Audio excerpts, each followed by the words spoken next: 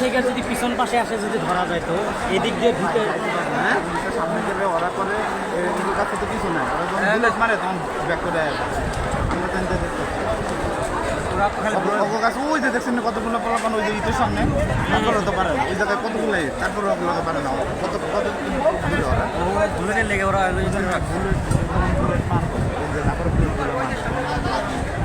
পুরো একটা হাত হয় তারপরে মারা যায়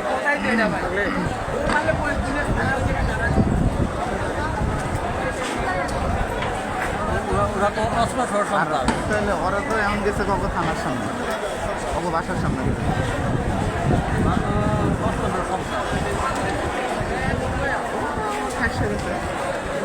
ওরা দুই সপ্তাহে